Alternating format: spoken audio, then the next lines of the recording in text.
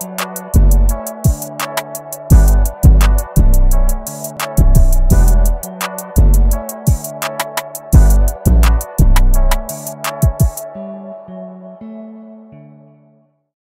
know what it is. Facts and Law, episode 3. Yeah. Excited about today's episode. Got a special guest. Yes, sir. Why don't you go ahead and introduce? So what name we going by, bro? We got the 2-time heavyweight champ of the bare knuckle boxing world. Right. All right. Sitting with 2 belts, 2-time heavyweight champion of the world. Right out of the city too, huh? Mr. Arnold Cali Bomaye Adams, AJ, the Boogeyman. Right. What else they call you? Yeah, man. Him? That's him. Yeah. Right. For sure, that's him. I mean, you know, that's whatever they want. Champ is what I've been hearing a lot lately, though. The champ is here. Champ. Champ. What up, Champ? What's the word, Champ? How you doing, Champ? Let's go, Champ. Let's start at the beginning. Like we know you from Chicago, but where about? All right, so I was born in Alaska. Where? Yeah, I was born in Fairbanks, Alaska. Okay. My pops was in the military. Okay. He's from Houston. I lived in Houston for a couple years. I moved here in '92 after my brother was born. Was here for 2 years and moved to Cali. Was you 10? How old were you? Like 7? 7. Okay. He was born in. I'm a little okay with some math sometimes. You see I did that? He was born in February. I think we moved here in like May, June. Okay. Was here 3 years maybe. I used to stay over east. 76 in King Drive. Right. And then I used to stay further east, 68th and Clyde. Okay. After that, we moved to California. No, how long was Chicago stay? The original stay, maybe like 3 years, maybe. Okay. So 3 years in Chicago. Summer, I remember it was I think '96. We moved out there. So yeah. Good deal. And so then LA? Sacramento. Sacramento? Yeah. How long were you out there? Till 2002. Okay. So I moved here July 2002. So what you claim? You claim Chicago or you claim I claim Sac? Chicago. Okay. I tell everybody like Cali raised me, but Chicago made me. Okay, I like that. So you say your dad was in the military. So how was he on you when you was growing up? I really can't say because he passed when I was 5. Oh, I'm sorry. Yeah. It's cool. It's not an issue. It was he smacked into a median on the freeway in Houston. Okay. He was racing. He loved speed. And that's probably where I get it from. Yeah, you speed too? I can get out of a jab. Right. But no, yeah, he was out partying, drinking, on coke. You know, he was high out of his mind, speeding, just doing too much. Just doing too much. Basically, lost control of the cops, smacked the median. And they said he died instantly when it happened. Right. Yeah. So, but now my mom remarried, and my stepdad, he was hard on. Right. He had that whole military mindset. He was a military man too? He was a military man too, and he was born and raised here. Okay. The story I used to hear about him was like the area he grew up in. He was running shit. He was well known. Well known. What area was that? Like 83rd and Hosted, I believe. Okay. Oh, South Side. Okay. He out south. So do you think? So he was a military man too. Yeah. Now, is that something that you ever wanted to do? Or did you? You know, I was in boot camp for the Navy. Ain't nothing I really wanted to do, but my mama pushed it. She was big on a man in uniform, so I did it to make her happy. I was up in Great Lakes, the Naval boot camp up there. Graduated, and after I graduated, got the boot. Yeah. Prioritization. I mean, what happened?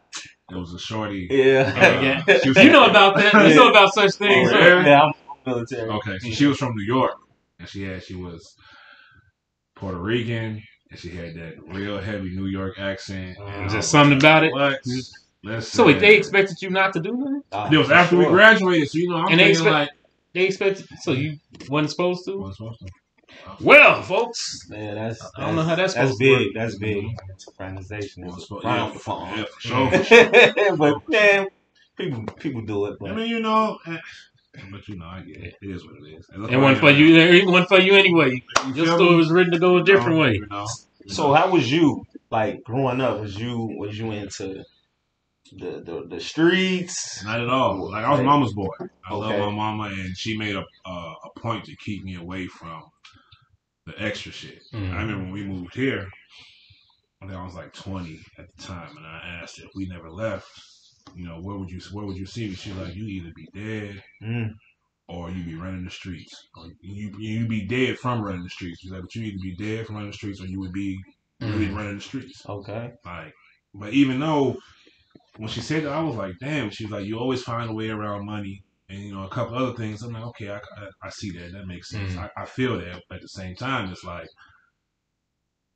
my thought process is different. Like a lot of these dudes that be in the gangs doing the street shit, they just do this with the man tell them, with the nigga tell them, and they go do it, and they be sitting there looking dumb as hell when the law come and they come grab them like, no, we want you. You did this work. You put this work in. We don't want your big homie. We want nobody else. We want you. And they try and talk their way out of it. And then they get snitching, and then they still go to steal. Right, and now you got more heat on you because you done dropped some dimes on some niggas, all type of shit. I always been I've been a thinker, and I'm just saying I ain't never been caught doing nothing. So, being that you've been a thinker, how you end up punching people in the face? So because I know a little something, but my family in Houston, it had been maybe 30 years since I seen them. I was on tour and I pulled up in Houston and I pulled up on them. I brought the belts with me. The first set of belts I had, I pulled up on them. No, hold on. No. We talking about, no, bro. You can't have belts already. When did you start punching people in the face? All right. I'm gonna get to that. So they like when I met them, they was like, man, that's crazy. You getting paid to fight. You've been fighting since you used to live with us when you was 3 years old, 4 years old. You beating up kids in the neighborhood. Just okay. So that's what we trying to get at. To like, you was a shorty. Like you was a shorty. What do you remember the first time? Whooping somebody. Like how you? Because look, we all done had fights, fist fights, and you know we all think we pretty damn good. Listen, anybody, listen. I know I got some hands. I ain't never found myself bare knuckle boxing and winning chips. So you know what I'm saying? And how did that? You know, like what was that like?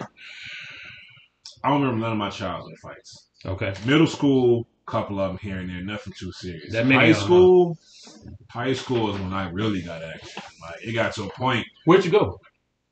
In Sacramento, it was a school called Wood Creek High School. Okay. I went there for 3 years. So in my group of guys, I'm fighting everybody fighting. I don't care who it is. Are you fighting? Don't worry about it. I got you. You just stand right here. Right. Are you fighting? Cool. It's niggas bigger than me. I'm taking their fights a little nigga. I'm protecting everybody in the circle. I can see that. Just because I love to fight. Right. It's fun to me. It ain't, we gonna duke it out after it's over. We going about our way. We ain't never got to talk again. If you want to talk, shake hands, chop it up, crack jokes, we can do all that too. It don't make a difference to me.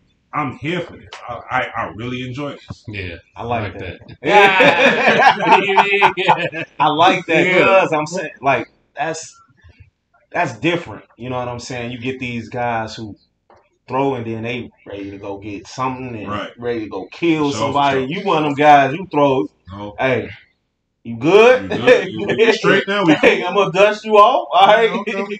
Let's go pod. Let's go do something else. Yeah. That's over with. So, being that you was fighting mainly through high school in Sacramento, you run into any Diaz's out there? No. Not that. I'm talking about the brothers though. Ain't they from Sacramento? What is Nate Diaz and Nick Diaz? They from Stockton.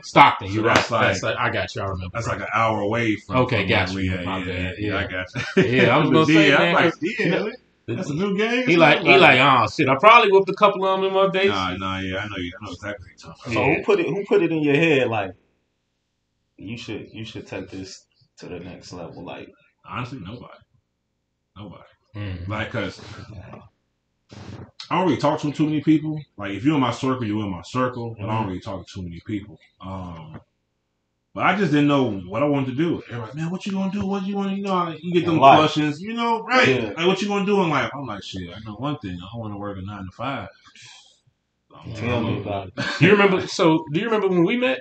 How we met? I do not. No. So, bro, you used to Adriana's. Oh yeah. Shit. So, back then, that's when we was doing the music thing. Okay. Shout out my people, Fast Money ENT, Influence. Okay. You remember Influence and you remember Entice? Yeah. And that was the thing for a while, and we all rocked heavy. Okay. You always made sure we was good. You know what I'm saying? We connected back then, and just been keeping tabs and just. Adriana. Yeah, man. Listen, so I know you got some stories in there because I've been in there at a time or two. So what you remember from that? I remember knocking teeth out, breaking jaws, breaking necks, people leaving on stretches. Mm-hmm. Adriana's, any club in the south suburbs, I didn't body people. Yeah, being a bodyguard. I mean, being security. Yeah. You do security for just really putting people down in there, elbows, and then I wasn't never throwing hands. I'm hitting with elbows, strong. It's like a baseball bat when I swing. Hey, I heard that. You can't swing those. You can't swing those in bare knuckles. So. Nah, and they lucky. Hey, really lucky. I might have seen one or two slip through in a fight or two here and there. But hey, listen. I give you that. My first fight, I definitely it was. Did you? I didn't catch him with it, but I definitely threw a couple in on some slick shit. Yeah, buddy. But yeah, man, that's good though. So. Being that, how being security in the south suburbs and having to fuck people up here and there, has it ever gotten to a point where you felt like some of that energy was some of that negative energy we seen out there coming towards you? Like, what's the brother that got killed out there? The police shot him in Midlothian, the security guard. The dude shooting. And then the police pulled up. He got on a security shirt, and they shoot him. Yeah, killed the brother. What was this? This was maybe a year and a half ago. Where was this at? Right on Midlothian, over that way. I don't remember the name of the club, but Midlothian. Yeah, it was some spot on Midlothian. That's all I remember, because when I hear out south stuff, it's all the same to me. You know what I'm saying? I'm west side, you know what I'm saying? So I ain't hear about that. But I mean, I remember there was one fight. There was a college party at a warehouse in Dalton. Behind that, right across from Melanie's Fitness.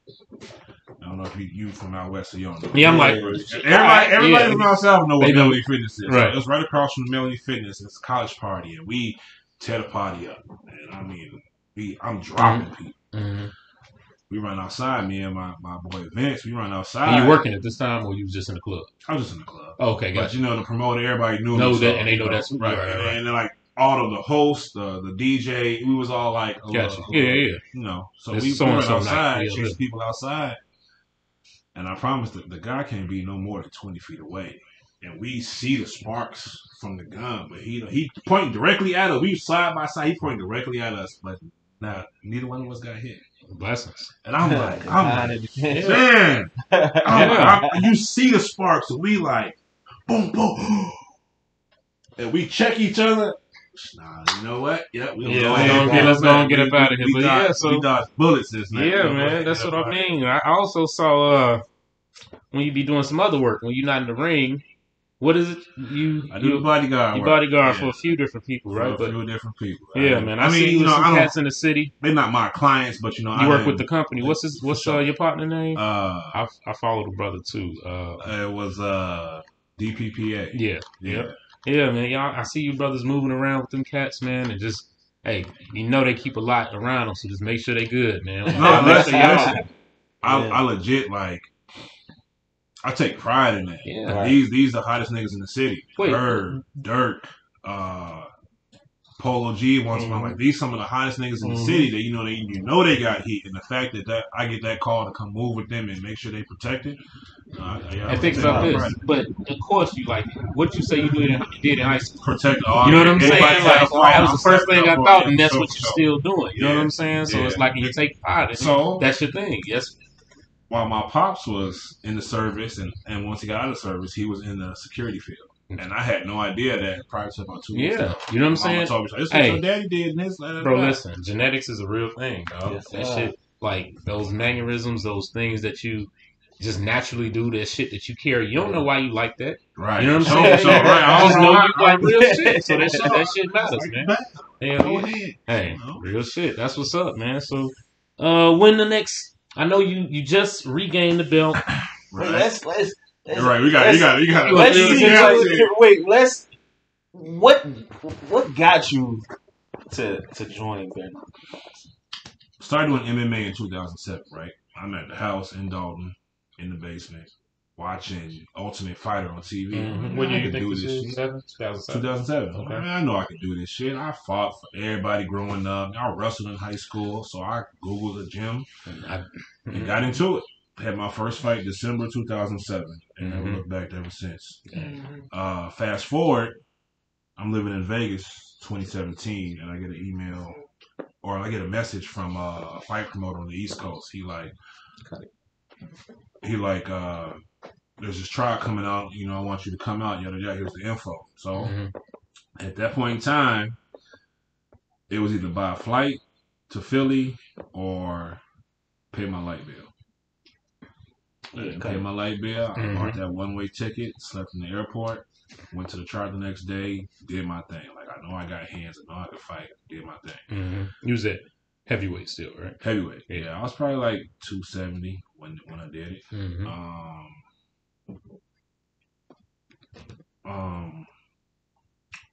After the tryout, went back to the airport because I had a deposit coming, slept in the airport, waited for the deposit hit, flew back home, still had the lights still off at the crib.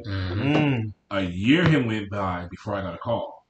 Then they finally called me like, we're legal, we've been approved, June 2nd in Wyoming, you're in the heavyweight tournament, get ready. I'm like, all right, bet. And what day was this? This was... The first fight was June 2nd, 2018. No, but when you got the call, I'm thinking about preparation. This was like, this had to been like March. Okay. 2018. That's decent. Yeah. Good time to get going. And I was living in, as a matter of fact, I just moved back here from Vegas. So I was still in some type of decent shape. So I just instantly just got right back to it. That first fight came, I smoked him. And this is which one? This is BK? This is BKFC 1. All right. Yeah, I remember that one. Right. I fought DJ Linderman. You know, we all knew this bare knuckle shit. We don't really know what it is, what's to it, but I know I got hands. I know hit without getting hit. I know that. And that's what I did. They was like, his opponent's got a mean left hook, and he's an MMA veteran, and this, that, and the third. I'm like, all right, I don't got no track record behind me, so y'all gonna pump them up. What type of training did you do though, like to get ready for that fight? To get ready for bare knuckle, I don't do shit different than what I normally do. And what's that? Shadow box, you know, beat up on the bag, spar. It's be some people who be sitting there punching wood and punching sand, punching concrete. Y'all cool, y'all can have. But your style, like when we sit back and watch you fight, watch your fights, your style is smooth. It's like you don't look like a heavyweight. You know it. You know what I'm saying? Speaking of look like a heavyweight, I've been trying to not go in. Listen, bro. Come on, you man. just said it. Bro, hey, how you lose? You at what, 205, 206 now? Oh, I wish. What are you at now? I left the gym today. I was at 260. Okay. You're still at 260. So maybe, is that a misprint? No. What it is, I used to walk around at 290. And I would, when I get my contract, I would cut that weight to 265. Right. The last year, 2021, I never got over 260. I made a point to stay under 260 all year. Now I've been lifting a lot of weights. Like I've been trying to bulk right now so that I'm 9-10 weeks out from my fight. That must have been a misprint, man. I saw it was 206, and I was like, how the fuck he lose 60 pounds? Remember we was talking about that? Yeah. Wait. What'd you see it on? I don't know, man. I looked at so much different shit. No, but I was Googling like just to see how many different. It's a misprint. Yeah, because I'm like, but you in that shape, you ready to hold on to this belt forever. That's my goal. Yeah. That's my goal. It was like it wasn't no type of like inspiration from any professional boxers. It just was something you wanted to do. I mean, maybe when I was a shorty, I used to love WWF. I used to love wrestling. Favorite was Undertaker. Okay. Like that let you know. That let you know how far back I'm going. Like, we're talking 90, for me, 89, 90, 91. Yeah, for me, wrestling, I have to go with. Who you got? I mean, it was Hogan for that old age, but then listen, when Stone Cold and the Rock era came, before they era, for me, it was Razor Ramon. I just love the swag. But like that era, that Attitude era, that took everybody. Stone Cold and the Rock. Undertaker was my favorite because it was like. And as a kid, it was like he could never die. He'll be knocked out. And Paul come out with that urn, and he'll like, hell yeah, that's right. He'll never die. 1, 2, 3 Kid, Heartbreak Kid. Come on now. I remember all of them back then. And then once I realized it was bullshit, I was like, you know what? How did you feel, man? I stopped watching it. But then, like, because that whole Hunter Hearst Helmsley, Rocky Maivia, I'm going before they became superstars. I remember them. As hell, he corny as hell. Rocky Maivia was corny. Because it was a persona they was trying to make. They write for you and you. Switch. They bad boys. I think they wanted to take over their own image. You feel me? Yeah, but that's how you. Hey, what you think it is? If you notice in the entertainment industry, everyone comes out innocent in the beginning, and then they flip after a certain age or after so many years. They like look at the singers. Rihanna, compounded river, compounded replay. But she was a shorty though. When you get grown and you get money, can't nobody tell me. They probably coming in wrestling 21, 22, fresh out of. Matter of fact, because he was fresh out of college. He didn't make it to the NFL. Well, let me ask you this. Then. Yeah, he blew out his knee or something. Did that have any influence when you interrupted that interview? Let's go. Nope. And the whole day. Whole 2 days leading up to that, I'm like, man, I'm gonna slap the shit out of him. Wait, hold on. I don't think they know what we talking about. So, fans, I don't know if y'all know. So, what is this? A few years ago, I don't remember the cat name, but he's giving an interview with Beltron, Joey Beltron, that you beat twice, right? Brian Socha is his name. Yeah, right? Yeah, so, Joey Beltran, I beat him twice. Dude, ponytail, you know what I'm saying? Poindexter. But he used to wrestle. I was just going to say, he used to do that shit for the wrestling. Yeah, he used to wrestle. So, in this particular clip, you know what I'm saying? He's interviewing, at that time, was he a contender? Beltran a contender? No, he was a champ at that time. Oh, he was a champ at that time. So, he walks in like true WWE style, snatches the mic from him. You know what I'm saying? Animal Network. Yeah, I sent the request. He can pick it up. He like, so look, let me get that. So he snatches the mic from him, and he like, hey. And then pick it up. Homie was steady trying to grab his mic back. Hey, and then wait, hold on, let me see. What I noticed though, he's the contender. This is an interview with the current champ.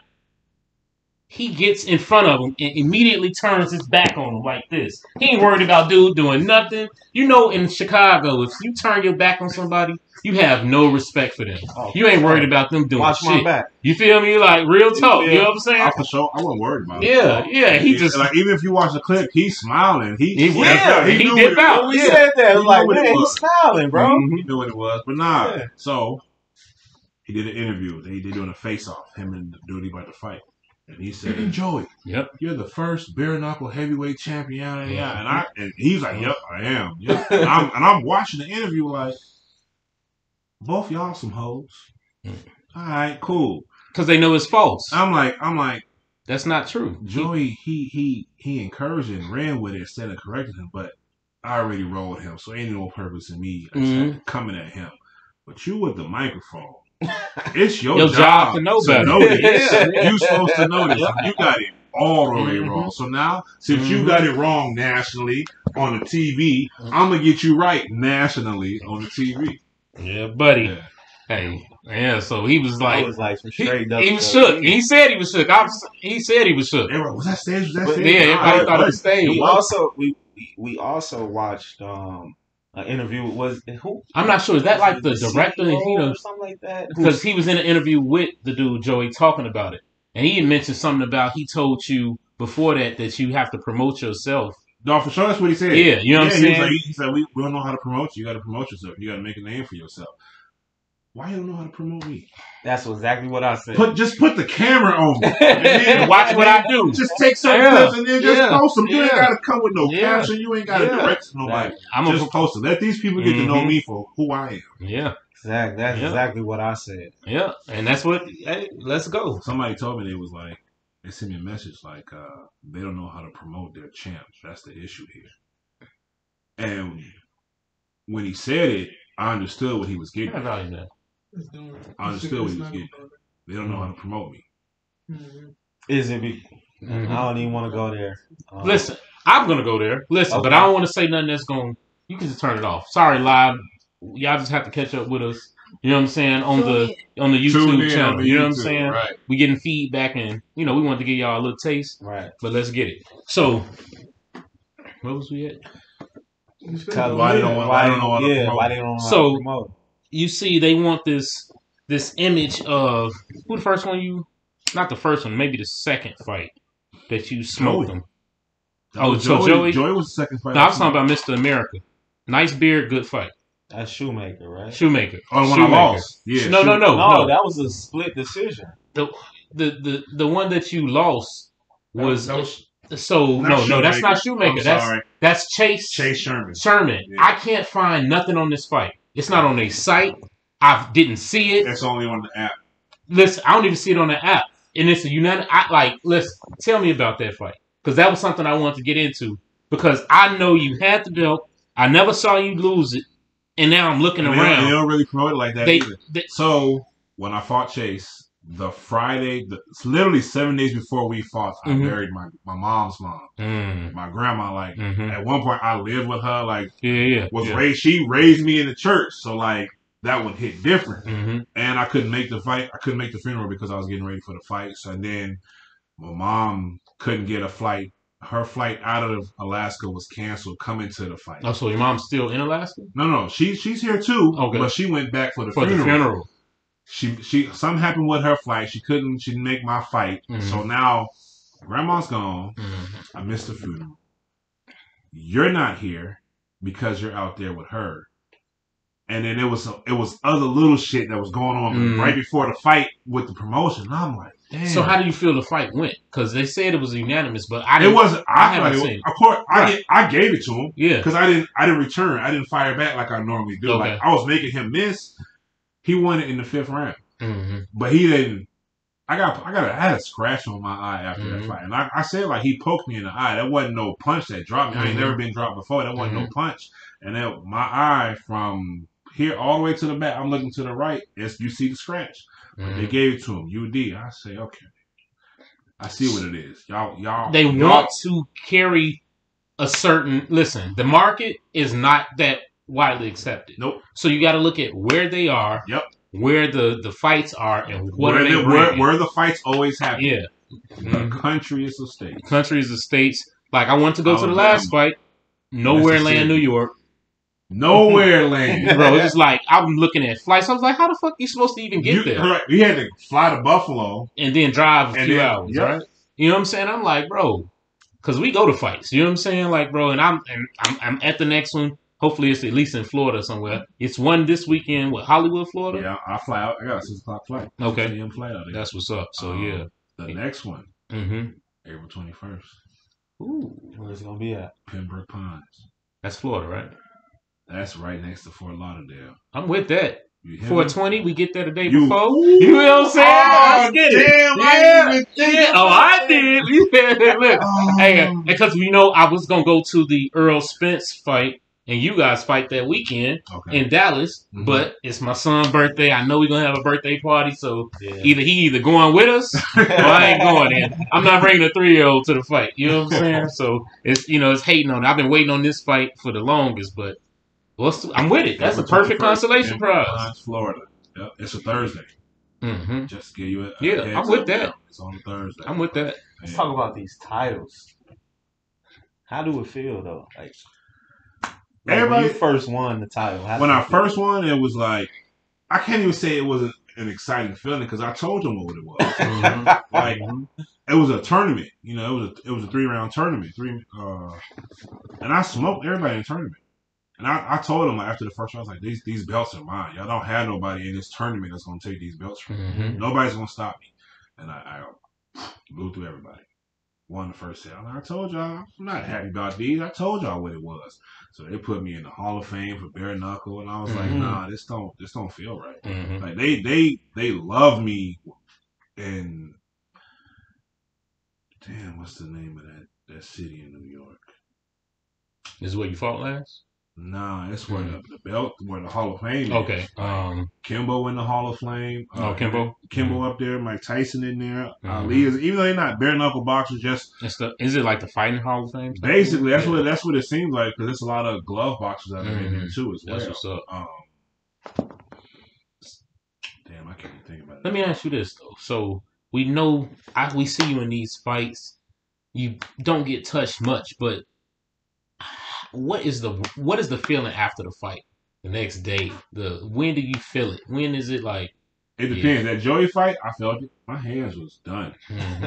What? My hands was done. Yeah, and they were done for a couple weeks. Yeah, I had knuckles, a couple of joints, but I've realized now the issue is how I take my hands. Too tight? No, not tight enough, and not enough tape. Like I remember boxing in Vegas at Mayweather's, when you get your hand wrapped, that shit be thick as hell. Thicker than you can have two hoodies on. It's thicker than that. Right. That's how thick it is. So I was like, you know what? The next fight, I'm a really later. Even though I can only cover right here, I'm a really secure. Who wrapping it? You wrapping yourself? I wrap myself. You don't. So I train myself. Right. And that's what they not understand. Right. I'm 6-1 in this sport, but I train myself.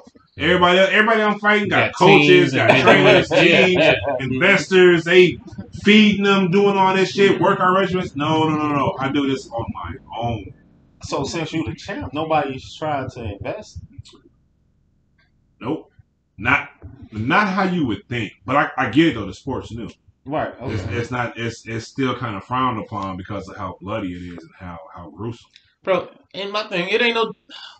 Look, it is what it is. It's knuckle up. Let's get it. You know what I'm saying? MMA, they got knees, elbows, shins. They catch all this. You know what I'm saying? Breaking legs with lower leg checks and all that. You catch a kick to the face, it's over with. Yeah. How do you think? Well, didn't we see? You gonna drink, bro? Paulie Malignaggi? Yeah, he did one. And he got whooped, right? He ain't coming back. He got pieced up. I think he won. I think, but his face. No, yeah, because the people got to realize the MMA fighters don't care. Boxers try to be pretty, hit without touch. The sweet science. Yeah. Touch without being hit. Hit without being hit. But MMA guys, they don't care.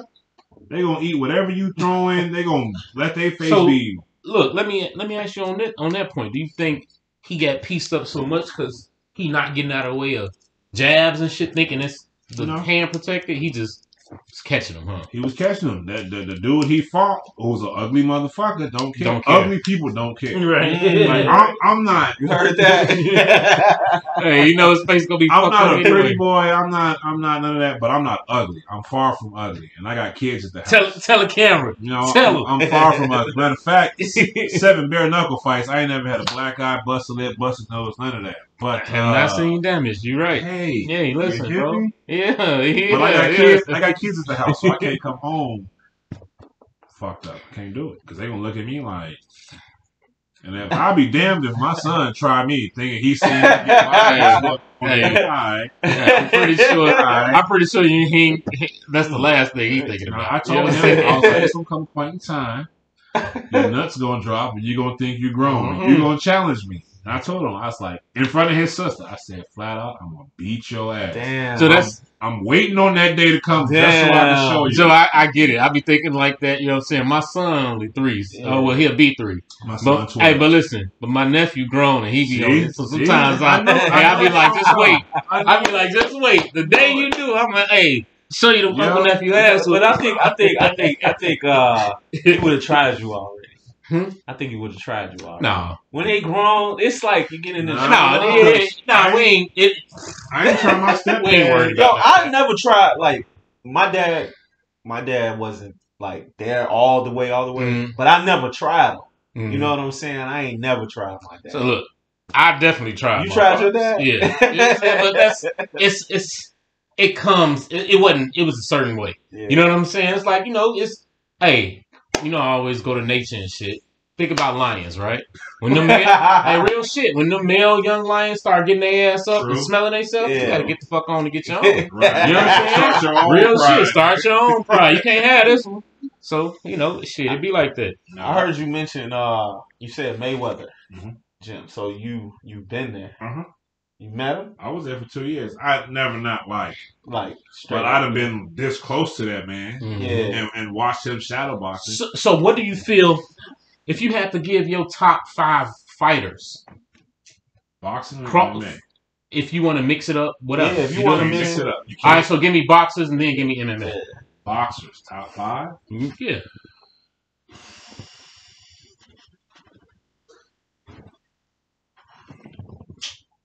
Mayweather, of course. Gang. Yes, sir.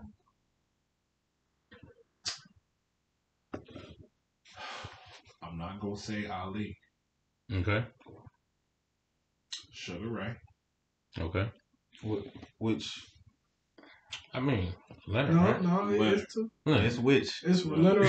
Yeah, but I'm saying, I think it's Leonard, though. You know what I'm saying? They both beat. Robinson? Well, I didn't really see Robinson. But when you say Sugar Ray, I automatically think of Leonard because I've seen more of Leonard. I think of both of them. How many Sugar Ray Robinson fights have you seen? I mean, that's what I'm saying. Sugar Ray Robinson. That's what I'm saying. So that's why I'm thinking him first. I respect that. But so who? That's two. That was only two. Okay, he said not Ali. I'm not gonna say Ali. Everyone, only reason they say Ali because of what he did. Exactly. I told somebody earlier. That's ironic. I was talking to somebody earlier. I said Mayweather is my GOAT. Is my best fighter of all time, but Ali is probably in a different type of stratosphere because of what he did. Sacrifice. I don't believe Mayweather would sacrifice his career. So fuck no. And you know what I'm saying? I don't think he'd do that. Do you see Mayweather going to the war? Into a war? No, he's not. Mayweather not. No. He's not going to a war. He'll sacrifice his career, but he's not going to stand on it like Ali did. Yeah. For those same Ali reasons. Said it for everybody. I ain't got no beef with them. Y'all are pressing us. We're not finna go fight y'all war for y'all. No, I'm not finna do that. I'm gonna let my people know this ain't the move for us. I feel like the way I always explain it is Mayweather is the best ever. He's done the sport the best that anybody's ever done it. He made the most money. He for sure paved the way. Yeah. Showed he gave everybody the blueprint on how. He didn't take a lot of damage. He got out with his faculties. He played the sport business wise in the ring the best that anybody we've seen. But I also think, honestly speaking, he hurt the game. Yep. And the reason I say that is because these fighters today, I don't think they could do that. They think they just can start making. Canelo's doing the same exact thing. But I mean, here's the thing. Tank is doing it. Devin Haney is. Everyone's following what he did, and I understand it because you're in it. You get the top dollar. But they following what he did late. True. Not early. No, not early. Not early. He didn't care who you were. Early. See, that's what I'm saying. Like, come on. The Money Mayweather, I think he messed the game up. Pretty Boy Floyd was a same thing. Make you laugh, make you cry. You dig what I'm saying? It comes with it. You know what I'm saying? If you want to get to the top, he put the work in before. People don't realize when he bought his name away from from Bob Arum in Top Rank. When he bought his name, he didn't even buy his name. He bought himself out his contract and left Pretty Boy. That's why he changed. So now the new persona is Money May. Yeah, you did what I'm saying? He had to beat the Golden Boy first. Hey, and when he beat him on that stage, and that's what happened. You know what I'm saying? So it's like these young fighters now need to understand, you can do that, build a name for yourself, and then fight. When you're ready, you fight somebody for real. And I feel like that's exactly what Tank doing. You know what I'm saying? They're prepping him to do that. You know what I'm saying? Because listen, Tank can't have another fight against nobody. So the last guy he fought was a nobody? Tank barely got past that. Yeah, with one hand, though. He broke his hand in like the 5th or 6th round. It be like that. And he had to... Right. Mayweather do. And that's what I'm saying. The Tank has that ability to follow through with that. His next few fights, he has... Look, if he don't get the Kambosos fight, which I don't think he is, I feel like Lomachenko just signed... Kambosos and Loma's in the fight. Yeah, 2-fight deal. He just signed... Right, he's on... But I want that fight because I don't like Rolly and I want him to get his ass whooped. Rolly's funny as hell. I've watched Rolly in Mayweather's gym. Mm-hmm. He's good, right? He has power. And that's it. That's it. Now wait a minute. Now a lot probably has changed in the last 4 years. That was 2018 last time I saw him out there. A lot could have changed, but great power. Didn't they say he came from judo? Yeah, he came from judo. Okay, well that makes sense then. Yeah, that's all. That's a power sport. That's heavy torque, twist, all of that. Yeah. What I was looking at with him is it was a fight he had. It was like 2 or 3 fights ago. So it was probably like 2 years ago. He had on the pink gloves and pink shorts. He looked terrible. Remember that fight? Mm-hmm. He looked terrible. I was like, Joe, and they gave him the fight. He lost it. I'm like, boy, listen. And then you get to talk to the next fight. He didn't look that great, but he knocked him out. Because it was, you know what I'm saying? Right. I'm not a big Rolly fan, but I do want him and Tank to fight. I won't take you know what I'm saying? Hey, I see it was kind of tough, though. Is it tough to finish your 5? Oh, yeah, we didn't even get through it. He only did 2. What's up? It honestly is. I'm glad we took this little part. Right. The whole time y'all been talking.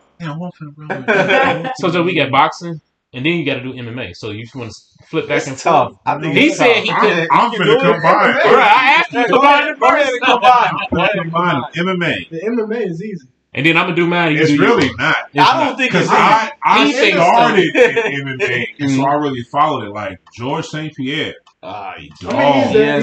Anderson Silva, dog. I don't like St. Pierre or Silva. You don't like GSP? I do not like GSP. Really? I wasn't a GSP fan, man. I became a fan of him once I watched his training regimen. Yeah, but what about his fights? He did his thing in his fights. I just wasn't a big... He was the what is his name? Russian boy. Khabib. He's pre-Khabib. But even though it's a bit of different style. But you can't even say that because GSP could strike. Here, it depends on who and then if you went to... He had judo, too. Yeah, he had judo. Toss a nigga he had judo, but... And he was cool striking. So what you saying? Khabib can't strike? No. That's not his thing. He'll strike once he got you in there. Ground block. Once he grounded that's different. But here, I ain't gonna lie. When he fought Conor, he dropped Conor. He was I said, oh, okay. He just wanted to kill Conor. For sure, he just wanted to beat him at his own game. Because he knew he was a wrestler. He knew I got strong. I wrestled bears growing up. Real shit. You as a shorty. Leprechauns and... You know what I'm saying? Right. So Khabib in your top 5? Wait, yeah, let's go back. So you mixing them. He said May. He said May. Sugar Ray Leonard. I'll put Khabib in there. See, MMA is just... That's what I'm saying. It's so different. That's why I said boxing and... So you love MMA more than you love boxing? Crazy. I don't even watch MMA no more. Once I got out of MMA, I stopped watching. Because I lost my drive for it. And I really wanted... Like when I was like, man, I really wanted boxing money. Boxing is we here. I ain't worried about you wrestling, taking judo, kicking, none of that, elbows, knees, none of that. We here. I can focus on this. What? Mm-hmm. One dimensional. Mm-hmm. Now, true, you can come from different angles, you can mix it up, but these MMA guys, they not touching me. What made you choose bare knuckle over conventional boxing? Yep. Next question. Boxing promoters will not give me a chance. Why? I don't have an amateur background. Okay. And I can't go do amateur because I got pro MMA. Okay. Mind you, I was in conversations with someone from Al Heyman's team. Like she was like, I can't remember her name for shit, but I can get back in contact with her tomorrow. Mm-hmm. Long story short, she's been with Al since he used to promote concerts back in the day. Mm-hmm. Before he got into boxing promotion, he was doing concerts, music concerts. Mm-hmm. Right. Yeah, I know about that. She was like, "Yeah, I'm gonna talk to Bob, yada yada yada. I'm gonna talk to Al. We gonna put something in word. We gonna get something together, yada yada." Never went nowhere. You're like, what's your name? What's your record? What's your age? Yeah, an amateur background? You how old? No. All right, we'll get back to you. So this is supposed to be a backdoor entrance in the boxing world. Exactly. I ended up running tables in the shit and excelling, so now I'm gonna stay with it. And at this point, I ain't mad at you the champ. Like now, if Triller call, I'm gone. If Al Heyman, Bob Arum, Golden Boy, if anybody call, I'm gone in a heartbeat. What we need to do is start sending old what's the white boy's name? Jake Paul? They definitely listen here. Listen here. Jake Paul. Hey. I think I put a post up. I'll get down to 220. Mm-hmm. If I get down to 220, I'll fight Jake Paul. Because he ain't gonna fight you at 260. But I know I can get down to 220. Yeah. Like the last camp I had, I got down to 236. Mm-hmm. Just on some fluky shit. So I know if I really lock in, secure my diet, beat Jake Paul. What? No. Hey, look. Hey, the mic, you know. Wait. I gotta be devil's advocate. I got you. Yeah. But here's the thing. I know 100% I'll beat Jake Paul. Mm-hmm. Whichever one. Whoever got Paul. Jake or Logan, right. But Jake is the one who's... It don't matter. You're going to get you some M's from Logan, too. Both of them in the ring at the same time. Facts. But if you come with that check... Yeah. Don't say you're going to pull a Tyron Woodley. You're not going to pull a Tyron Woodley. You know good well. Hey, he going to get in that ring and knock that boy out. What higher title? Hey. Bare knuckle, world. Hey. I beat the #1 guy from England when he came over here to fight me. Hey, I don't know. You don't abide by that contract and knock him out anyway, you might get that Ngannou fight. Hey, who else want it? Who else want it? Let's go. Go down in the 6th round?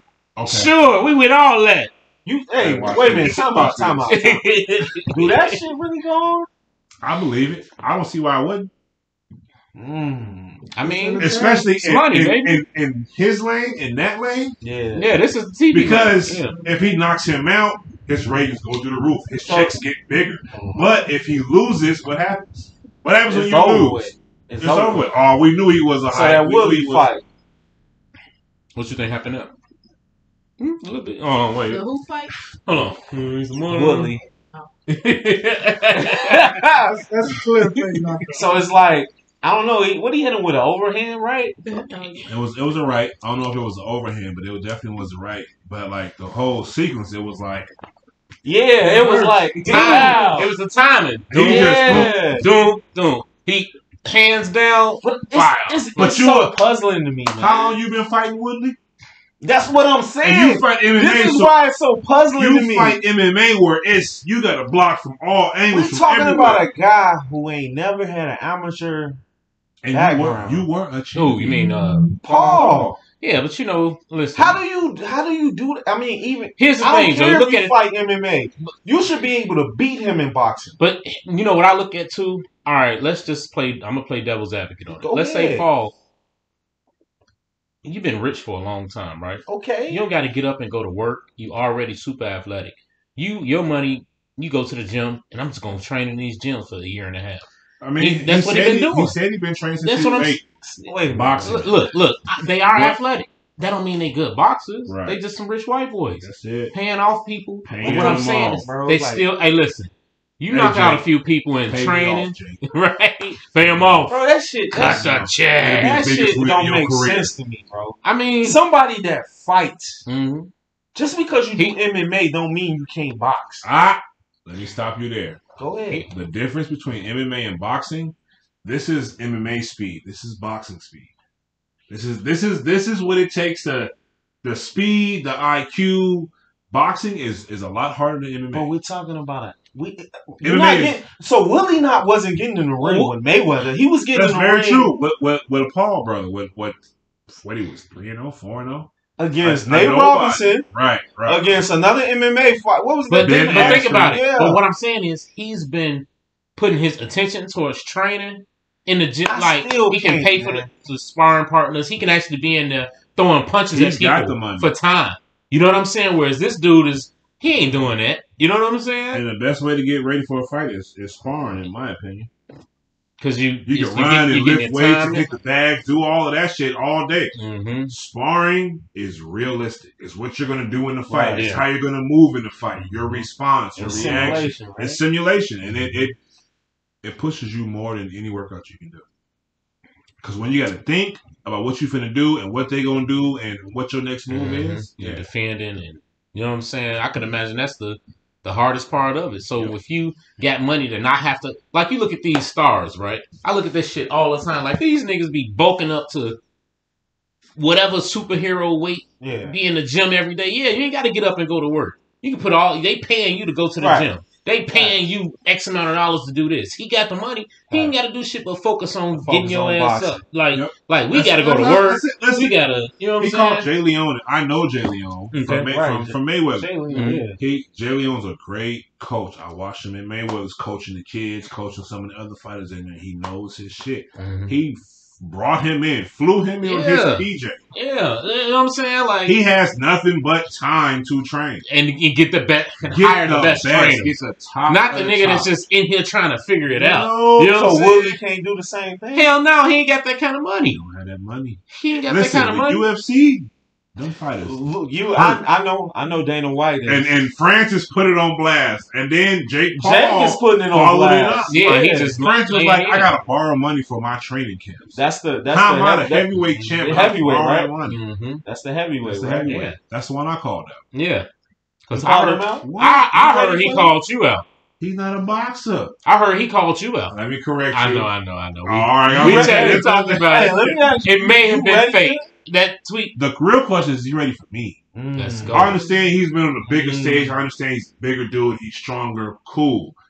MMA, you ran the show. This is boxing. It's bare knuckle boxing. Right. Look at every fighter that came in for their first bare knuckle fight. They get smoked. Talk they don't know what that to shit. do. Matter of fact, Chop Corley. Chop. Well-known boxer. Came to bare knuckle and got his ass rolled. Hey, I've seen. Hey, that's the equalizer, bro. This ain't the same thing. I'm 7 fights in. I know what it feels like to catch these. Do you? I understand you got 4-ounce MMA gloves, but you have galls on your knuckles, which softens those. And then you got pads on top of that. And you waiting on somebody to take you down. And on top of it, it's so much slower. Like, no, this is it's fast. You gotta think. Let's you gotta go. be on your toes. Out of the fights I watch, I haven't seen you face any adversity. Nope. The only thing I've seen is you get. I think you got eye poke. I done had 2 of those. Yeah, I know. We talking about that's the only way they get me. And this is the one when Shoemaker. Shoemaker. The beard. And you was like American. Oh yeah, American flag and everywhere. I'm holding my eye, but he still can't. Yeah. And the ref didn't say shit. Where were y'all at? Alabama? It looked like y'all was in Alabama. Still couldn't hit me. Who was it? I got one eye. You still can't hit me. I'm talking about I'm here holding my eye. I'm still. Where was that fight at? In Biloxi, Mississippi. Like 6 hours from his crib. He from somewhere. He from Ozark, land of the Ozark. Lake of the Ozarks. No. You know, it's Ozark. It's Ozark. Oh, it's Missouri. Okay. Yeah. That's in Missouri. He's from Missouri. He's from where the show is filmed. Yeah. Missouri. Right. Yeah. I'm talking about Minnesota. He had a strong showing. They all came out to support him. Got pieced up. What? Yes, sir. Talking about USA. I heard that. He had on the USA trunk. Yeah, that's what I'm saying. He got a USA tattoo. Yeah. But all of that white his trunk, side. a blonde beard, all that. You know and his beard was in your mouth. Like, yeah, look, I'm not doing this. Sorry, that's my beard. I'm like, yeah. Like, what the fuck? You know what I'm saying? Yeah, I remember that. Yeah. So I saw an MMA fight where you hit a cat with a nasty overhand right. Where was you at? You remember this fight? LaPorte, Indiana. Oh, that was LaPorte, Indiana. You did. Oh, and I was in his backyard. Yeah. His home, whatever. I ain't gonna say hometown, but his people was there. Yeah, and mind you, it's like you ever been to? Let me see. What's a gym that's got double bleachers? No, it was you from the West Side. Yeah, I didn't want to say Whitney Young got double bleachers. They probably, I think so. Anyway, okay. So anyway, it was we in this arena, this gym or whatever with double. You know, it's double layered. It's 2 sections, and they got the gym, the floor covered with seats, and these all his people. Smoked his ass. Big back. How'd you get out of there? I honestly can't even answer that question for you. I can't, because they was mad as fuck that night. Yeah, mind you, my girl, my mama, my brother, all my family sitting right next to his family. Hey, be like that. And you know what time it is? My mama coming to fight. She don't care who you are. She gonna talk her shit. She talk her shit. Is that who's that recording that fight that's on YouTube? It's somebody. That's my brother. I hear them in the crowd. He sit next to all of them. That's my brother right there. So the fight, and I'm talking about. You saw that blood spray. It was like, yes, sir. I'm just feeling it. He's short arms, but he rushing in. He playing in my game. We reset, and he rushed in with a knee, and I just boom. And he like. His face exploded. Like, really? That's what you watch the video. You see the blood spray. How Triple H used to spit that water out. That's how his blood. Shit just that's blood facts. everywhere. Facts. I had so much blood in my nails and on my hands after that fight. It was ridiculous. He was down about 2 minutes after that. Were you worried, or you just like? I mean, how do you feel after you do something like that? You signed up for this, didn't you? Bro, therefore you know what's coming. You okay with whatever the outcome is. You did this to yourself. You signed up for this, right? You know what I'm saying? Like, hey, so it's a question I think you want to. So you fought in Ohio, right? I have, bro. Tell me about the Baloney Brothers. You took a time out. How you find out about the Baloney Brothers? Bro. What? Who you reach out listen, to, bro? Listen. We cannot divulge our sources. We do our homework, man. You know what I'm saying? What are you talking about, man? This is the Facts of Law podcast. I know y'all come on the Facts of Law podcast. Better believe we do our homework. I know it's only a few select people know about that. Anyway. We don't divulge our sources.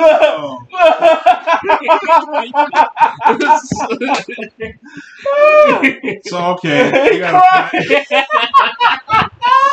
let's go. Hey, he crying. We got a fight in Ohio, right? It's maybe like 7 of us fighting in Ohio. So I ride with these 2 brothers. I can't think of their names for shit right now. I thought it was. I'm in the back. In pork chops and below. I'm in the back of their car riding. Now, mind you, I got Lloyd. He in the car with his coach. DeRay in another college. Everybody, they all with their people. Yeah. I'm with these 2 motherfuckers from Joliet. We ride out to there, and it's a 6-hour ride. I'm in the back of the car like, I know I'm clean. I wash my shit. I take showers. I wash my train. So before I say, bro, why y'all got me riding with the Baloney Brothers? Hey, is it the baloney with the red strip on it too? And ever since then, that name is stuck. It's been at least 13 years, 14 years. That name is still there. Hey, Baloney Brothers. It be like that, bro. Anytime we refer to them, the Baloney. Hey.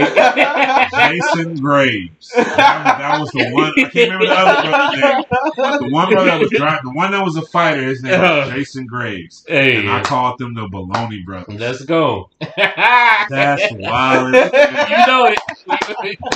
Wow. Baloney Brothers. Right, listen. Yeah. So we get out there, we get to the hotel room. Like, man, you know what? Right. We had a 6-hour ride. Let's see your clothes. You know what I'm saying? The next 2 days smelled like baloney. You had to train with them? No, it wasn't. We was going for a fight. You going with the fight? Okay. I'm not sleeping in their room. Real shit. Like they got rooms. They had every room. I sleep on the floor with y'all before I sleep in there. Ooh-wee. The Baloney. The Baloney Brothers. What? Yes, you know, like fried baloney. 6-hour ride in the back of a Pontiac G6. Mm-hmm. I never forget that motherfucker. That's wild. That's crazy. I brought that up. It'd be like that. Shout out to y'all. It'd be like that sometimes. I didn't see that coming. Yeah, of course not, baby. Yeah. Hey, listen. Anybody else that want to interview me in the future, do your research. Reach out to some people. Get some shit. Because y'all questions be boring as hell. Boring as hell. Let's go. It's the Facts of Love podcast. Yes, sir. Listen, I told the promoters that. Not the promoters, the interviewers last year. I was like, if y'all ask the same questions everybody else asks, I'm not doing y'all shit. Right. And if I do y'all shit and y'all start asking these questions, y'all not gonna like the responses. Y'all. Yeah, it killed the energy. That's the same thing. How was your training camp? How do you feel about your fight? What is your diet like? Motherfucker, I'm focused on this fight. Right? 24/7. I'm focused. Please ask me some other questions that don't evolve around fight. Find out about me. Yeah. My life. Yeah. What I got going on at home. Yeah. What I do outside of fighting. Yeah. I also want to know about what I'm training and eating. Yeah. Like it's the same shit. Every other interview. Shit. That's what we doing, man. Yeah. You know what I'm saying? Hey, look, that make me feel good. That make me feel real good. Hey, we got one coming, bro. We definitely bringing you back. You know it, man. Of course. Hell yeah. You don't have to answer this if you don't want to, but it's completely up to you. You did touch on it just a little bit, but do you feel like it's racism in Knuckle? Come on now. I mean, I know you don't have to answer that. I'm not gonna say it's racism, but their lack of inexperience with us shows. Gotcha. That's perfect. I get that. You know what I'm saying? It's not racism. They just don't know how to. I ain't gonna say we're delicate to a certain degree because in order to push us to their people, you gotta simmer it down. You gotta water it down a little bit so they can so that they can accept it. Because me and the Raw, while a lot of them, I ain't gonna say. I say maybe about 40% of them will understand it and they'll relate. The other 60%, they're going to look at me like, this nigga's wild. And I feel like, they probably need to, see how they can sell their sport in different markets.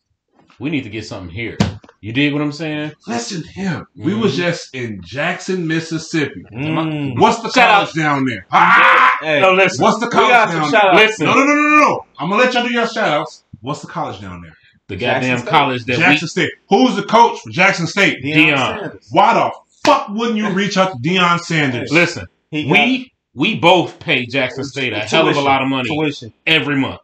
Today, what's today? The 16th? I got a son that go to KFC. Yes, bro. See, man. Listen. Y'all about to fight in Jackson, so okay. Hey, listen, but we will. Because if I was fighting in Jackson and y'all didn't relay this information to me, you know what we need to do?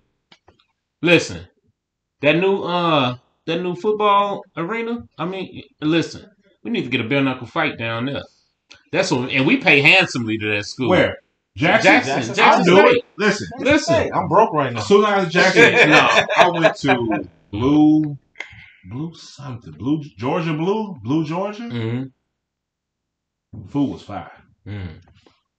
I'll go back to Jackson. Yeah. I'll go back to Jackson. Listen, we'll go back to Jackson. I'll go back down all the time. I just sent them some money today. We talking about doing all that? Listen. Hey, look, I was going to ask you about that off camera. You know what I'm saying? But check it out.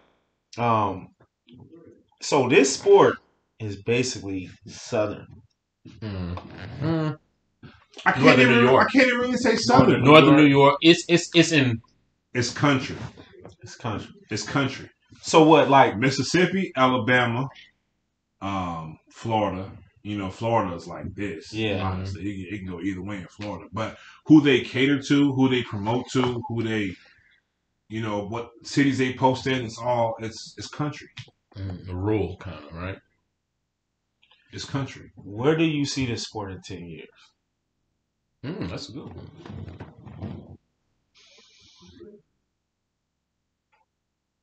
Next to boxing, same level as boxing. 10 years? 10 years. Hey, I damn near want to say it'll take over because it's pure. It's this boxing. it's an even playing field because you have pads, you have the glove on, it's soft, and you can take damage. This is the line breaker. This is the what separates the men from. It's only gonna go so long. Yeah. How much can you take of this? Right. How many times can you take this fist cracking your skull or Let me ask cracking you this. your body? Do y'all think that it's actually safer? I do. Aside from the minor hand injuries, injuries or the cuts, you can easily. That's cosmetic. That's nothing. That the knuckles and joints. That's nothing. That boxing, you can take so much more damage. And that's what people don't understand. That's where the brain injuries come from. You can keep boxers just be here all day. Yeah, real shit. Your brain rattling like that. Your shit not designed to do that. Yeah. This sport. You can't take as much damage. So you're going to be done. Now, I will say this. We had somebody die within the first 3 years. Really? I didn't even hear about one. That. Interesting. One person. He got knocked out. Boom. He fell. But the way he fell, his head went like that. It really fucked his neck up. He died. Ended up dying a month later. We never had nobody die overnight. We never had nobody die that night. It was a month later he died. Complications of the fall. It wasn't a knockout it was the way he fell. He fell face first, and the ref could have caught him, but he didn't. See, and that's one of the things, man. That's why I be like with this, it feel like you can't take as much damage. You can't. No, you know what I'm saying? You're gonna be pieced up. It's over fast. I can go for the knockout. I have great knockout power, but why do that? Well, I don't have that protection on my hand. You got to also protect yourself. I'll piece people up all day. Like, they get mad at me. You don't never knock nobody out. I don't know. You knocked Buddy ass. I mean, last year it was different. Tell me about that. What was going on with that? He was angry or something? Because you pieced him up. I had 2 knockouts. No, I had 1 knockout and a quit. He quit. The knockout, I don't know. He talked shit. He said he was better than me. He could outbox me. Fat boy, he had an MMA background, right? But mine, no. He's pure boxing. Trained with Deontay Wilder, all of that. Got videos of him sparring with Deontay Wilder, and that was his claim to fame. I said, bro, no. That don't mean nothing to me. Because you sparred with him, because he's not even a good boxer. He got some punch on him. Wait. I feel like I would beat Deontay Wilder. Why? Time out. Before you hurt his feelings. Before you get him triggered. Damn. Before you get him triggered. Listen. Oh, that's his favorite fighter. I ain't gonna say that's his favorite fighter, but he fucks with him. I got you. Hey, listen. A lot of people do. But when I explain why I don't fuck with him, people start to understand and realize what I'm saying. He ain't gonna understand. We gonna see. Well, he's not gonna understand. Tell me. Let's go. What you mean? Tell him why. Why do you like Deontay Wilder? I'll be honest with you. With Deontay Wilder, I didn't used to like him when I saw his earlier fights. But as time kept going, and he's still knocking dudes out, you know what I'm saying? I'm like, all right. Then he gets to talking.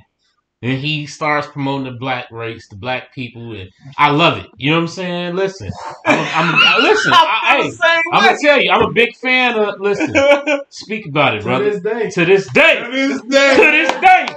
You know what I'm saying? I love it, bro. That's my dog. You know what I'm saying? And I feel like you gotta respect him. Okay. Anytime that you knock out everybody that you've ever stood in front of, goddamn it, that's respectable. That's something to be respected by because that's not easy, especially when everybody you fighting outweighs you.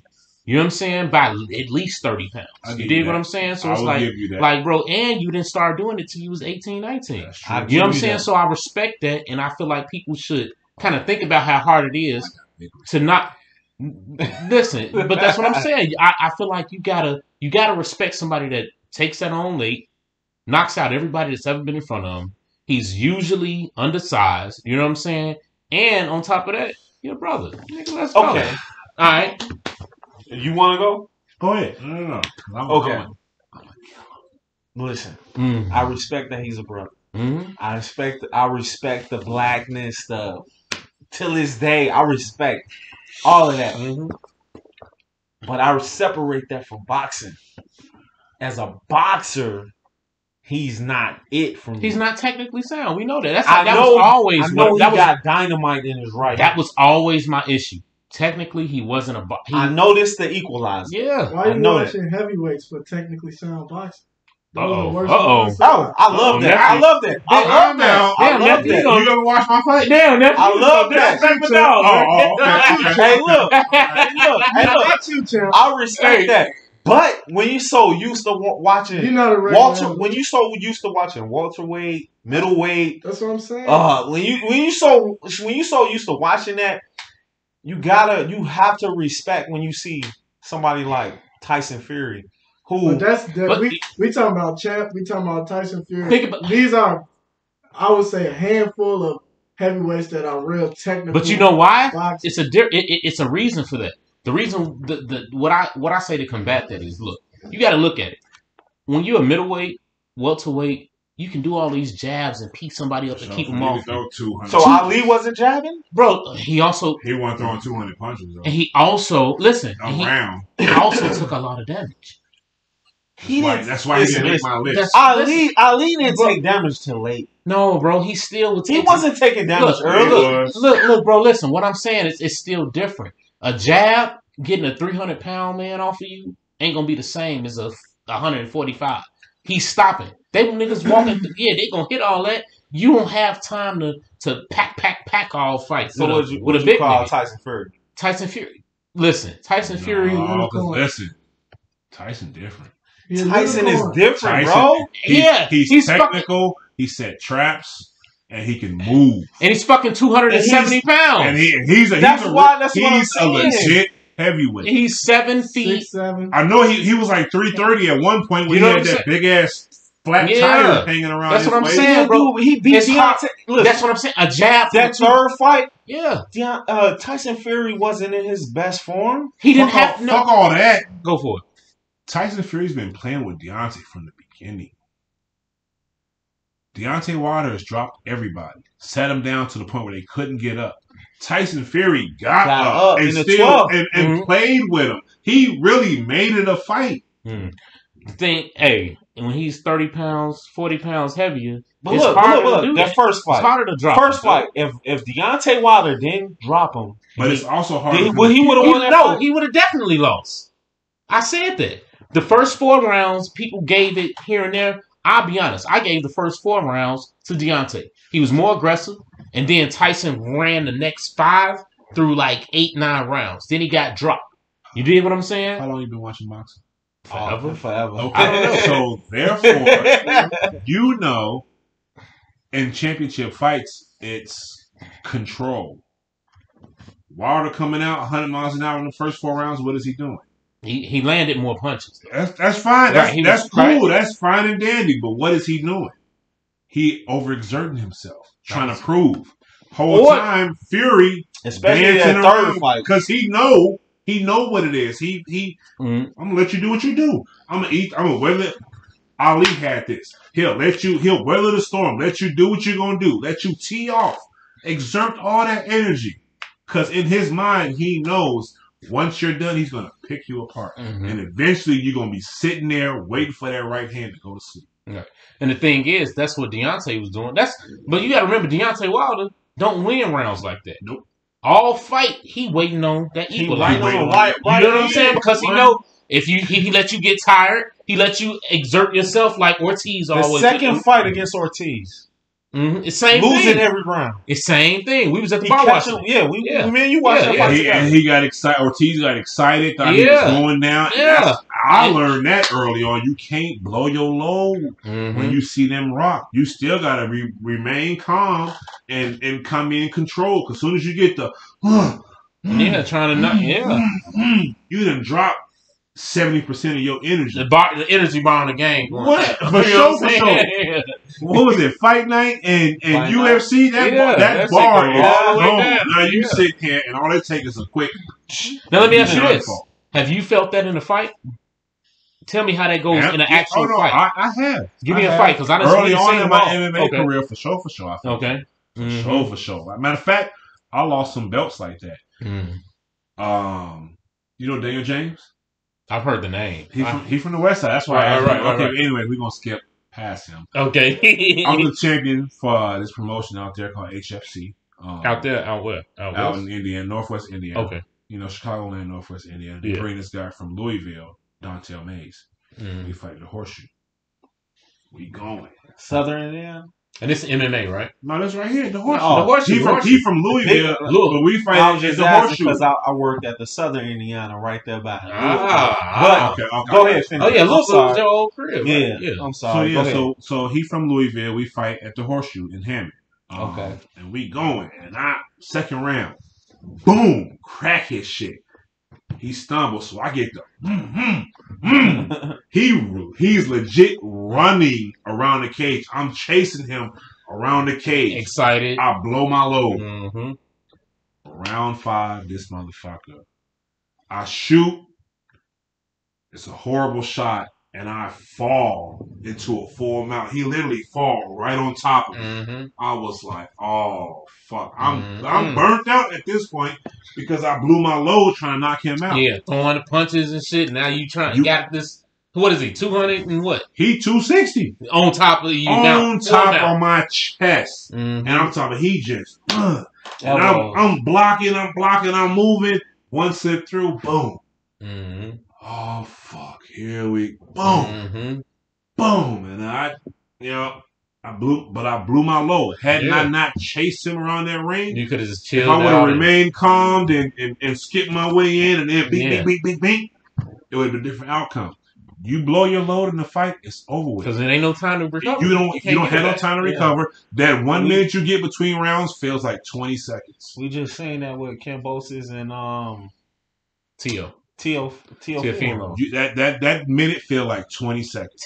Tio blew his load that first round. He just came out throwing, I learned that. Tio issue is in between the ears and what he got dealing with his pops, Joe. You know what I'm saying? So do you watch all fights? You watch boxing? You watch MMA? I watch boxing. I watch MMA. I watch. So you a student? You a student? I watch it all. For the longest, I watched Mayweather on YouTube. Mm-hmm. YouTube was me and YouTube was every day. Is every day for me. Let's go. I would sit there and watch, and then I go practice what I saw in the mirror. Mm-hmm. And I'm sitting here, and I rewind it. Hold on, Mm-hmm. I'm rewinding 4-5 times that little 10-second clip just to get it perfect. Just to get it. Yeah, because I'm trying to figure out, like when we was watching. You can't. You gotta hey, he got some shoulder rolling. He got some shoulder rolling. Y'all do. Y'all just said y'all watch YouTube. Y'all watch fights. Y'all study fights. Facts. You ain't figured me out. It's weird. It's weird. I'm not gonna lie. Me and him, we sitting there studying your fights, and I'm like, dude, he's like. He's slick. But then I'm side to side. I'm level change. You switch southpaw to orthodox. I can do it all. Now, when I switch south, I'll never go too hard. But it's just I give him a different look. I can real quick with that right hand, real quick, and that's just enough to hold them there, and make them think. So you think your right jab is good as your left jab? No. Hell no. Which one you think is the best? No, left. The left? Because it's been years. But you got a good right jab. I got a good right jab. That's what I'm saying. That's what you usually do when you switch. It's going to come from down here. It's not going. I can't jab from up here and right. It's got to come from down here, and I'll pop it up real quick. Whoa. Man. Like, you know what I'm saying? Hey, man, I can't get... Listen, man. Look. I thought we was going to have to call it Right, listen. Hey, but that's one thing that I do like, though, listen. Hey, that defense come up so fast. Because that shit come up so fast, bro. We see it. We like it, man. That's dope. Yeah, hey, listen, that shit. Because you know, one thing about bare knuckle, the rules are different. So in the clinch, you can dirty box. Yep. You can hold them and bang, people don't bang. Understand Didn't you get a knockout like that? A drop? Not far from me. Yeah. He dropped them. What was that boy name? White boy tattoos. Mick Terrell.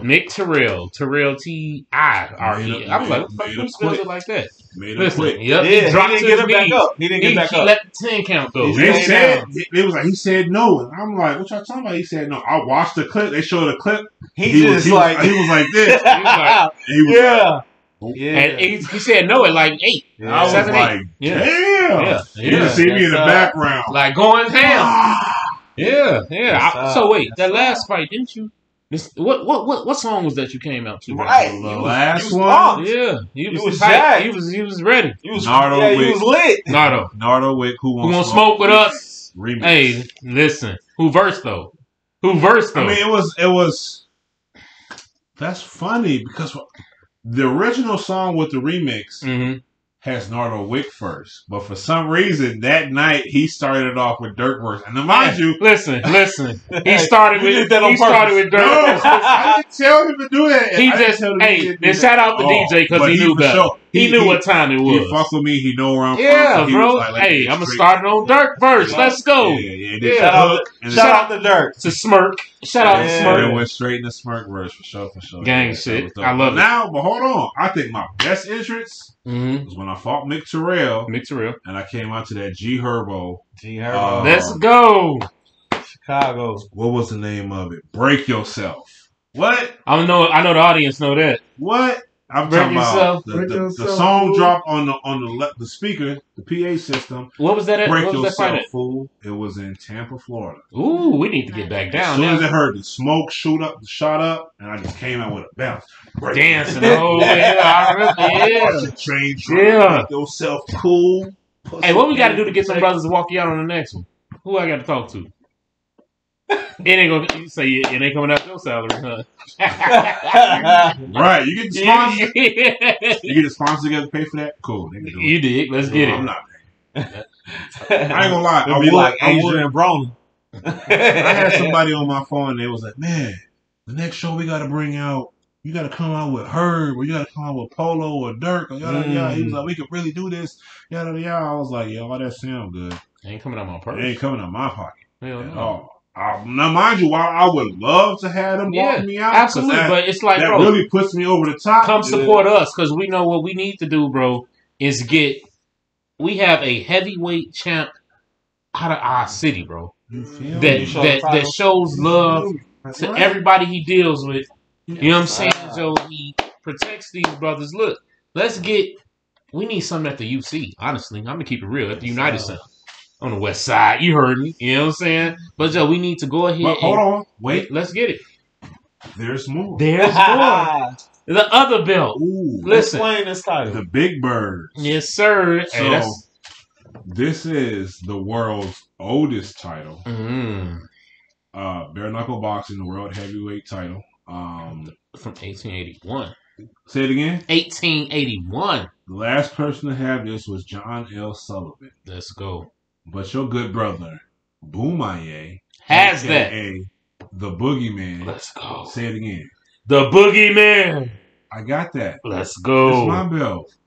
That bitch got diamonds on it. You feel me? Hey, this bitch is, listen. I let his big ass hold it because that motherfucker is heavy. It's probably 35, 40 pounds. When I fought for the American belt, I told the dude that owns these belts, I was like, nah, I want that diamond belt. Yeah. The American belt is cool, but I want that diamond belt. That's the world belt. World bare knuckle champion. Yeah, I beat someone from another part of the world. Yeah, different continent. London. Mick Terrell. Gang. Mick Terrell. He quit. He quit. Second round was it second? I don't want no more. I think it was second round. I don't want this niggas too much. No mas. Hey, no mas. No mas. Love it, bro. I love it. Where we at on time? Well, listen. I'm feeling it. We in the zone. We in the vibe right now. Listen. My good brother, let's keep going until it run out. Come on. I just want my brother to know I appreciate it. Man, I just love the fact that you able to make it through, you know what I'm saying, even with the weather. But it's Chicago, we know what time it is. Right. You've been here long enough, you know how to handle it. You know what it is. Man, it's been great. You know, we kept in touch. Just, you know what I'm saying, you know, we support you, you know what I'm saying? I'm speaking on both our, but listen, you know I support you, bro. Anything I see, I hit you on. You know what I'm saying? And matter of fact, while we here, yes, sir. Let's go. I want to apologize for not making that movie premiere you had. It's all good, brother. You know what? That was 2 years ago. Yeah, it was a little while. It was 18. It was a minute ago. I want to apologize for that. It's all good, bro. Yeah. Listen, man. Yeah. We work. This is what we do. You know what I'm saying? Like, listen, bro. I appreciate it. Because it ain't going to be the last one. This is what we do, baby. Okay. You know what I'm saying? Look. For a fighting time, you put your blood, sweat, and tears in it. Hey, real talk. Right? And I love the sport. Listen, I'm the type that love to think that my excuse, I'm too old, I would have did the shit too. Is what I always, you know what I'm saying? Like, But when the shit that's say that.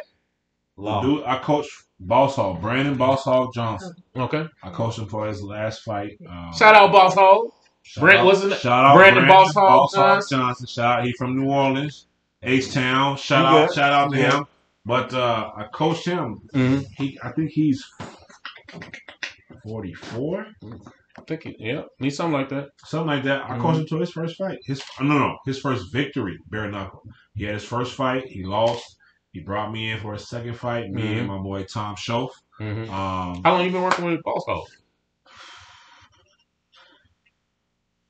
He helped me. He was sparring with me, I want to say 2019, 2020 maybe. So maybe about 2 years now. So that take me back to what my nephew was saying. Mm-hmm. When we was going to do the bare knuckle. I mean, not the bare knuckle. The golden gloves. Because, I always, like I told, you're in your basement with your homies and you talking shit. You reliving all your glory days. And I did this and I did that. And I feel like I could really, you know what I'm saying? In my weight class, it's gonna be hard to fuck with me. That's how I look at it. You know what I'm saying? So we was gonna go ahead and do the golden gloves, but 2020 came, the Rona hit, and it kind of just shut a lot of shit down. So, and I mean, it's literally 2 blocks from my house. You know what I'm saying? So Cicero Senior. Yeah, I'm right there in Cicero, bro. Yep. So you know what I'm saying? It's like, I had shout out, cuz wow man, goddamn it. He fights heavyweight. The first time I went was watching him fight up there. You know what I'm saying? And it was right down the street from the crib. Same night that Earl beat Mikey Garcia. Mm-hmm. Same night. You know what I'm saying? I like Earl. That's my too. I like Crawford. You know what I'm saying? We ran into him when we went to the fight. You think so? Ooh. I'm rolling with Earl all day. I give you that. Earl got too much mental fucking him up right now. You think with all the shit he got?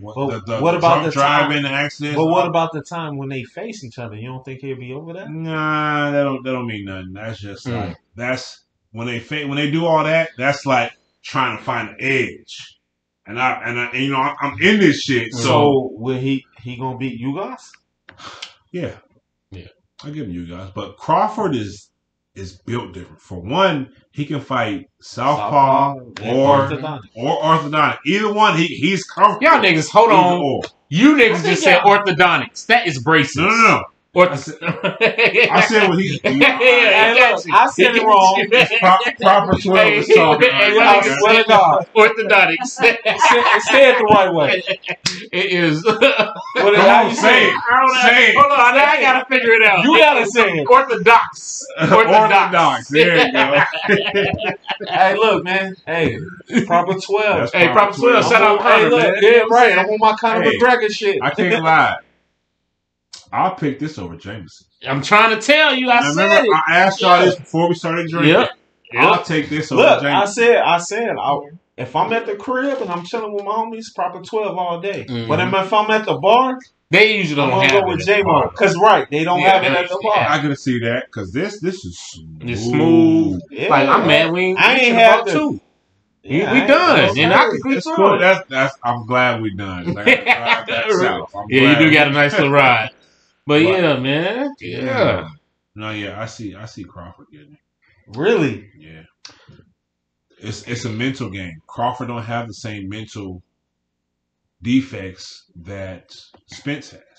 You know what Crawford does have on the what I would call defects is he wants to bang when he gets hit, right? That's us. Yeah, that's us. That's literally a dick measuring contest. So what about? And that's but basically he's saying that's Crawford. But that's gonna hurt him. Spence is keeping his. To me, Spence keeping his. He's technically sound all fight long. But now with Crawford having that, has that ever hurt him? Yes. When Green Machine dropped Crawford. Green Machine dropping. Thanks, nephew. You dig what I'm saying? Like, hey, we definitely, because listen, we met Crawford. You know what I'm saying? In the mall for Earl Spence fight. Earl Spence, Danny Garcia. Mm-hmm. Earl Spence, Danny Garcia, right? Okay. You know what I'm saying? And he had on the Packers mask. Fuck the Packers, bear down. Y'all know how I go. So I never liked the Packers. If you don't know, now you know. I'm a Raiders fan, but I never liked the Packers. Period. There's no reason to like a Packers. New England Patriots. I don't like them either. I fuck with New England. Here you go. Well, I fuck with Tom Brady. I fuck with Tom Brady. And when he was in New England, I ain't fuck with him. Facts. That's the best way to put it because I'm the same way. Yep. Listen, but look, so he had on the Packers mask. We walk up and his partner. So the night before when we first get there, his partner, we meet him in the lobby. You know what I'm saying? Because it's only a few brothers down in the hotel, the Galleria Mall down in Dallas. For the fight. It's only a few. You know, any brothers coming in there, we here for the same reason. You're right, for sure. Yeah, you know what I'm saying? So we stop, we chop it up. We like, hey, yeah, we here for the fight. Y'all here for the fight. Yeah, Terrence, our partner, he'll be here tomorrow. Woo. Shout out my boy. We still keep in touch. You know what I'm saying? I'm like, bro, we'll be in, we right here in such and such. We gonna go out tonight, whatever, try and link up. Next day, we see a couple cats in the mall. He like, hey, Terrence, we see him. He like, so Terrence in the mall too right now. He downstairs and so. Nigga, I'm like, oh, let's go right now. You know what I'm saying? I say, let's go right now. We coming off the escalator. I'm on the escalator like this, like, yeah. He looking like, what the fuck this nigga talking about? Ain't real shit. I'm like, yeah. You know what I'm saying? I remember. We come down the escalator. I say, we in front of, what was it, Shoe Palace, I think? You know what I'm saying? In Galleria. One of his sponsors, ain't it? I feel like he done had that SP. I'm glad he got some sponsors because you already know what Bob Aaron was on. But we ain't gonna go there. You feel me? So leaving on a lawsuit going on. Real shit. Real. I can buy a house in Beverly Hills with the money I save. Allegedly. Fucking loser. I ain't gonna go there. Listen. Yeah. So we walk up, you know what I'm saying? He looking. What's up, bro? We shake. I'm like, man, listen. You know, you need to get away from Bob Aaron.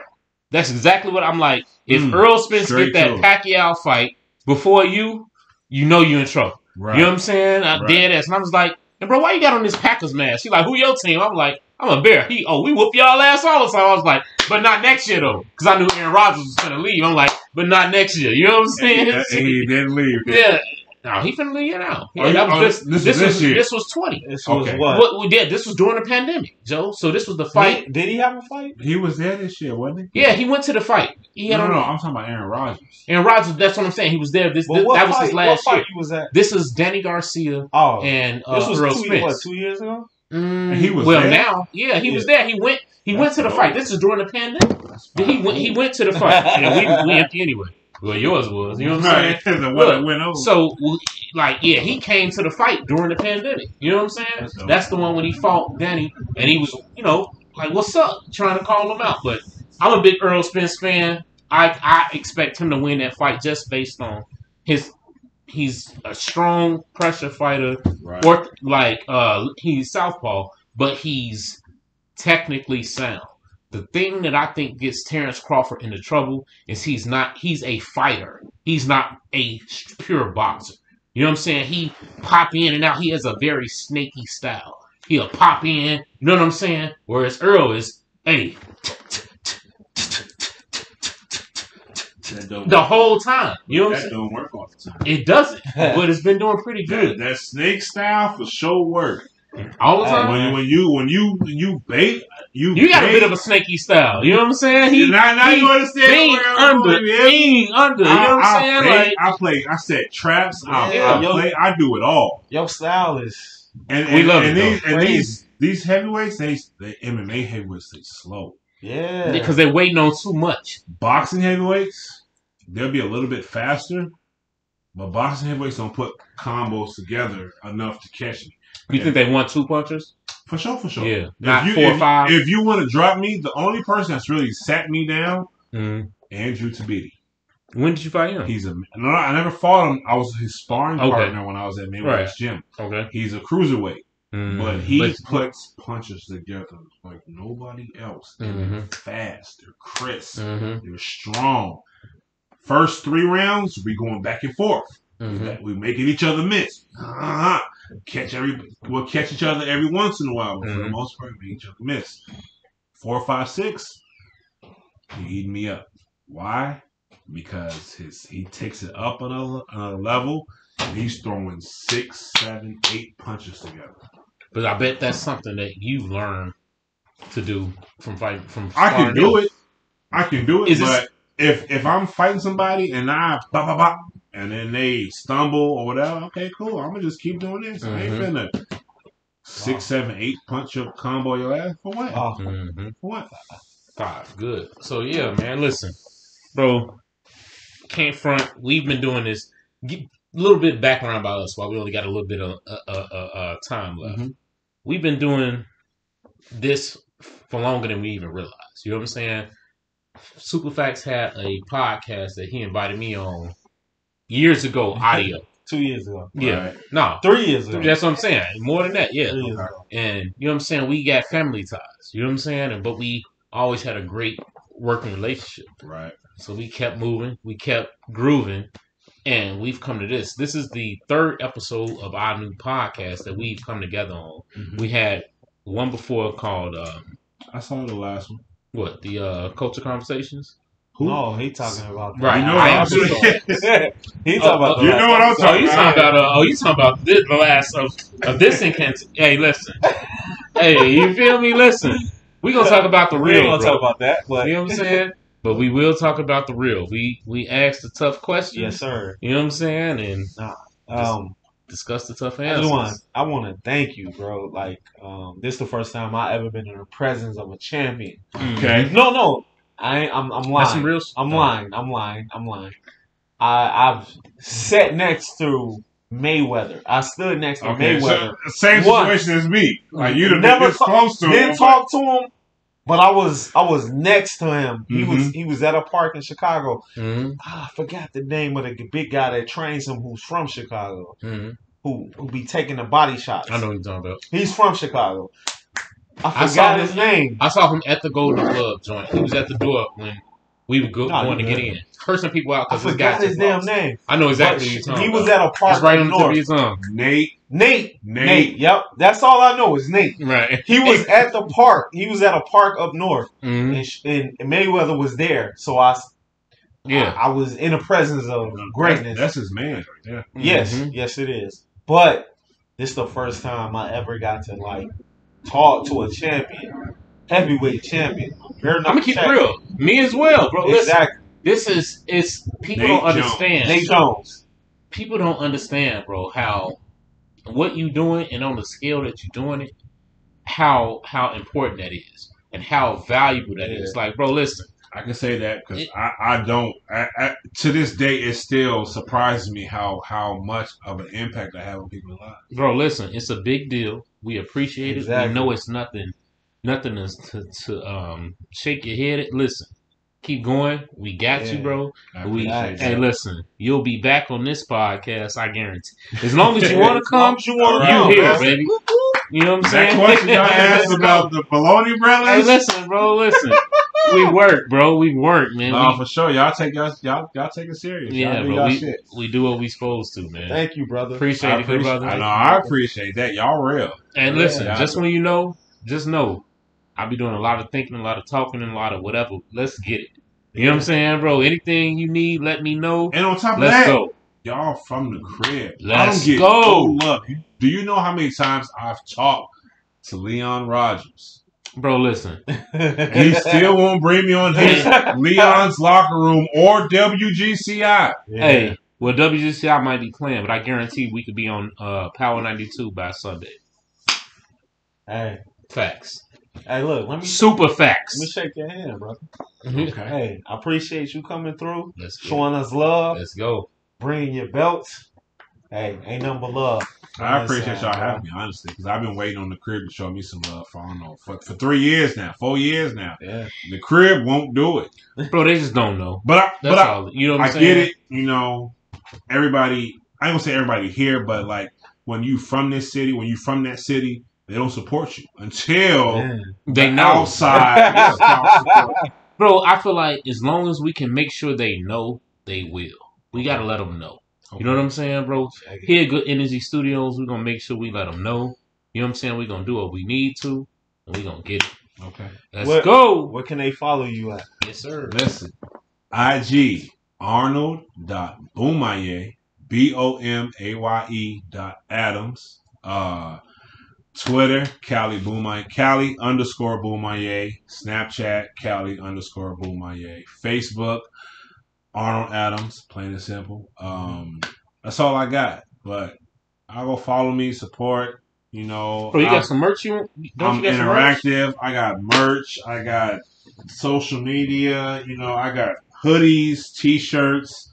I got ski masks. Yes, you know, I got. I'm working on some new stuff right now. I'm gonna go ahead and get this to you. I'm gonna keep this one, you know. I was calling. Hey, sorry, facts. Hey, I was gonna say though, I probably should. That's my man. He got the bald head. You know, I'm in the same boat with him, bro. You know, we ball gang, hey, but do your thing, I got merch. Arnold Bomaye Adams. I'm good. Shop is my merch. Y'all go on there. I got hoodies, t-shirts, ski masks. I got kids stuff. Gang, let's go. New merch let's go, goddammit. Animations, like, we ain't playing. I'm from the crib. I mean, you know, I've been here the last. Hey, listen. All I know is he was protecting me before I even knew anything. You know what I'm saying? We met. Check it out. Just making sure we was good. You dig what I'm saying? I've been here a solid 20 years now. Yeah. Support me. I represent the crib. I represent Chicago. 312. Hey, 773. You hear me? Bro, he literally protects y'all favorite artists. Shout out Smirk. Like, listen, if y'all see them pictures when Buddy tried to jump over the joint at, what was that, Lollapalooza? And you see him out, Lyrical Lemonade, my bad. You see him having an interceptor, Buddy? That's him, bro. That's my boy. Let's get it. Hey, look, let's go. Check it out. You know what I'm saying? All right. If y'all new to this channel, please give us a follow. Please. Subscribe to the channel. Y'all know what it is. Facts and Law Podcast. We want to thank you, AJ, Bomaye. I appreciate it. Boogeyman. Listen, the fact they asked me about the Baloney Brothers. I'm trying to tell you. Us only select few that know about the Baloney Brothers. And somehow these two know about it. Yeah. That's 12, 13, maybe even 14 years ago. Don't worry about it. They found out about it. Do our thing, baby. They do their thing. They do their research. They reach out. You dig. Give them that follow. All right. Y'all heard it here first. Peace. Yo, we asked the tough questions. Discuss the tough answers. Life is good. I'm trying to tell you. Hey. Peace. Hey.